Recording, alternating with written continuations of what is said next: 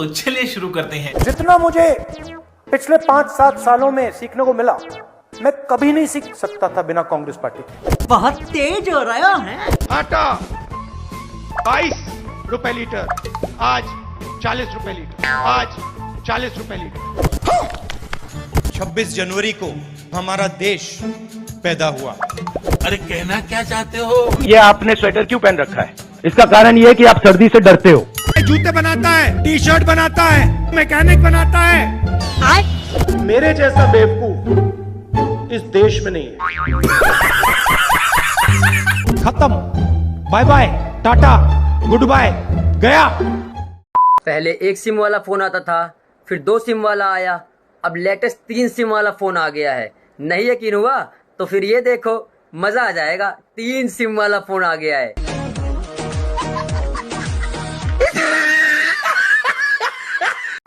अगर मेरे अली अली करने से आपको तकलीफ होती है तो आई एम सॉरी, ये तकलीफ मैं आपको देता रहूंगा। तो बीबी वो करने के लिए तो पर्दा करना जरूरी होता है।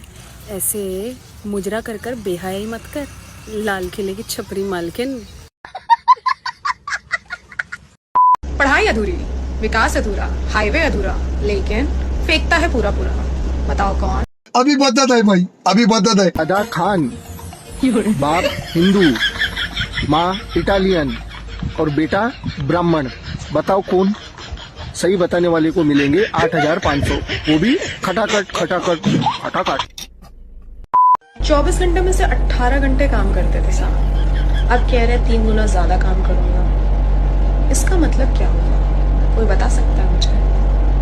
अरे आंटी, रील बनाने की जल्दी को छोड़ करके थोड़ा ध्यान दे लेती, बात को समझ लेती। या तुम्हारा दिमाग भी राहुल गांधी की तरह बिल्कुल खाली है। खैर छोड़ो, उन्होंने काम को डबल किया है, टाइम को नहीं। उन्होंने काम को बोला है कि 3 गुना काम ज्यादा करूंगा। जैसे पहले तुम दिन में 1 बार रील बनाकर 1 बार गाली खाती होंगी, अब तुम दिन में 5 रील बनाती हो तो 5-6 बार गाली खाती हो। तो इसलिए पहले कमेंट बॉक्स भी चेक कर लिया करो कि दिन में कितनी गाली खाती हो। उसी तरीके से उन्होंने काम डबल किया है, जैसे तुमने अपनी गाली खाने की। भाई आजकल ना लोगों में बिल्कुल ह्यूमैनिटी नाम की कोई चीज नहीं रही है। बिल्कुल आप देखो कि ये अंदर इतने लोगों ने गाने बजा रखे इतना तेज कि यहाँ तक आवाज आ रही है, और यहाँ ये लोग सो रहे हैं, इनको डिस्टर्ब नहीं होगा अंदर? मैं प्रधानमंत्री मोदी जी से कुछ नहीं उम्मीद करता। प्रधानमंत्री मोदी जी के पास अभी भी अंबानी और अडानी के लिए समय है। गरीब और मध्यम वर्ग के लिए उनके पास ना समय है ना दिल में जगह है। देख रहा है ना विनोद, जो लोग करते थे अंबानी की बुराई, वो कल रात खा कर के आए हैं अंबानी के बेटे की शादी की ढेर सारी रसमलाई। क्यों चमचो, अब क्या कहना है इस बारे में? अपनी राय जरूर देना, बेचारे चमचे। सबकी जानकारी के लिए बता दूं कि जब 21 मार्च को अरविंद केजरीवाल जी को गिरफ्तार किया गया था तो उस वक्त उनका वजन था 70 किलोग्राम, और आज की तारीख में उनका वजन 8.5 किलो गिरकर 81.5 रह गया है। आप कहाँ थे ज्ञानी बाबा? करीब करीब 8.5 किलो वजन तक कम हुआ है। अरविंद केजरीवाल के 8 किलो वजन कम होने के आम आदमी पार्टी के दावे को तिहाड़ जेल प्रशासन ने नकार दिया है। तिहाड़ जेल प्रशासन ने कहा है कि केजरीवाल का वजन सिर्फ 2 किलो कम हुआ है, वो भी खुद केजरीवाल ने किया है। केजरीवाल जानबूझकर घर का खाना लौटा रहे हैं। आम आदमी पार्टी की तरफ से जो दावे किए जा रहे हैं, कहीं ना कहीं उन दावों की काफी हद तक हवा निकालती हुई नजर आ रही है हेल्थ रिपोर्ट। किसी भी मरीज की मेडिकल रिपोर्ट जारी करना ये एक अपराध है, और एक मुख्यमंत्री की मेडिकल रिपोर्ट एक नहीं कई बार जेल प्रशासन जारी कर चुका। मन होता है कि काश अगर हमारे पास एमसीडी होती तो हम दिल्ली को साफ कर देते। यहाँ पे एमसीडी है जिसके पास नाले की सफाई की बड़े पैमाने पे जिम्मेदारी है। मैं बीजेपी को भी कहूँगा, नगर निगम है उनके पास में, दिल्ली सरकार की एजेंसियां, नगर निगम, सबको मिलके काम करना है और मिलके काम करें इस वक्त। That's the big story that is coming in at this hour with the Aam Aadmi Party registering a win in the MCD election. जल जमा होता, अभी तो हल्की बारिश हुई है, देखो कितना बुरा हाल है। नाकामी केजरीवाल सरकार की है। बहुत परेशानी हो रही है। अभी हमें एडमिनिस्ट्रेशन भी जाना है, यहाँ जाना है। अब बच्चे हैं, हमारे पास गाड़ी वाड़ी तो होती नहीं है। ये एक इशू बन चुका है हर मॉनसून का, जो शायद सरकार को सॉल्व करनी चाहिए। ये हमारी सरकार की नाकामी है। केजरीवाल वैसे तो बहुत बड़े बड़े वादे करता है, पर जैसी बारिश पड़ी नहीं कि नालियाँ जाम हो जाती हैं और घर में भी गंदा पानी आना शुरू हो जाता है। अब एमसीडी भी इनके, विधायक तो नजर ही नहीं आते मेरे को कहीं भी।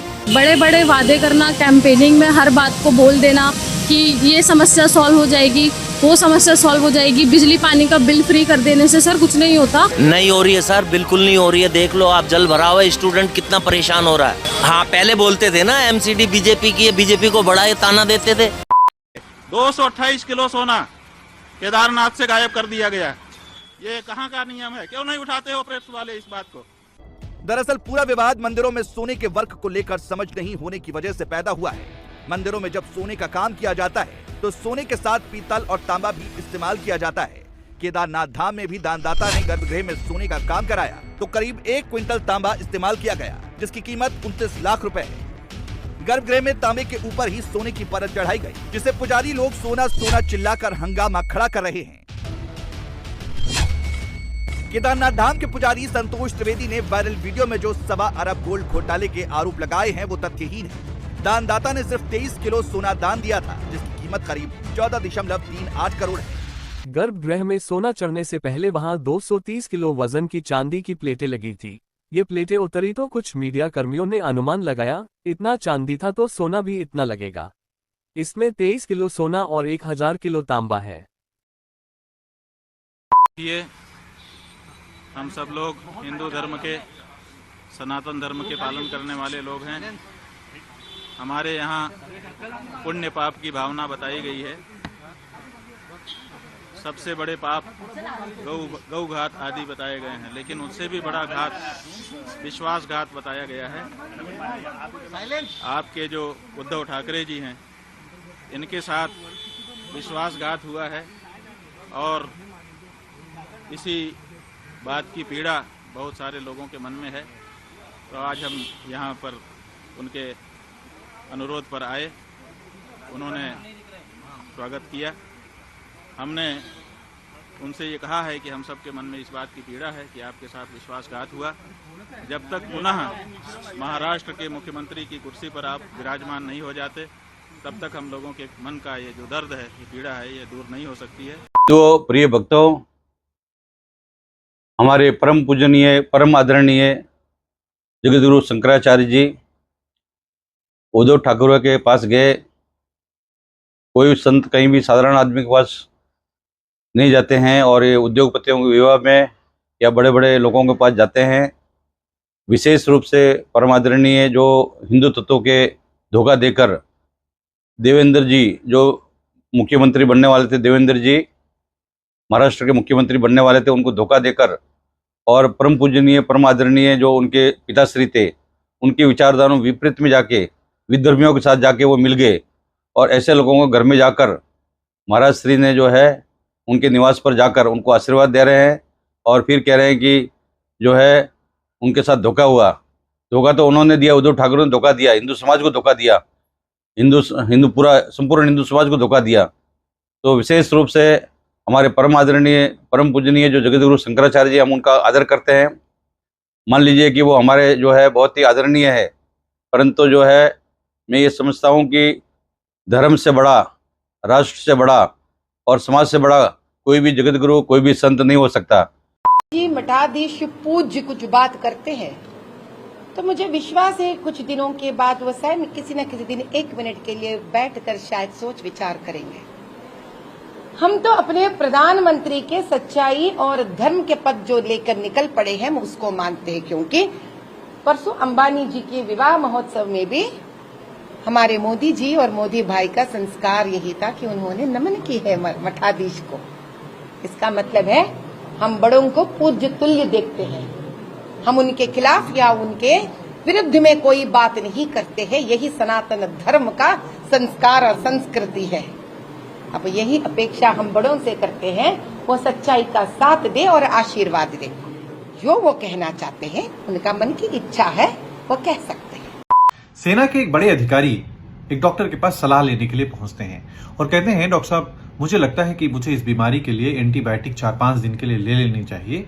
साथ ही साथ मुझे कुछ एंटासिड, एंटी डिप्रेसेंट और कुछ मल्टीविटामिन्स और मिनरल्स भी लेने चाहिए। डॉक्टर बोलता है कि मैंने MBBS, MD, DM सब कुछ किया है, पिछले लगभग 28 साल से प्रैक्टिस में हूं और आप मुझे सलाह दे रहे हैं। वो अधिकारी बोलता है कि अभी कुछ दिन पहले ही मैंने आपका एक ट्वीट देखा है जिसमें आप ये बता रहे हैं कि अग्निवीर योजना सही नहीं है।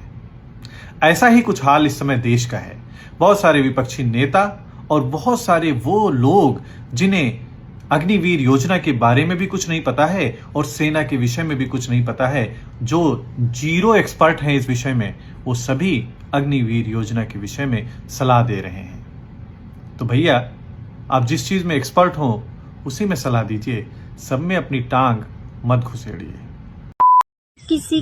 किसी भी चमचे को हमारी बात का बुरा लगा तो हम क्षमा प्रार्थी हैं, और क्योंकि हमारा मकसद किसी की भावनाओं को ठेस पहुंचाना नहीं है बल्कि जलील करना है।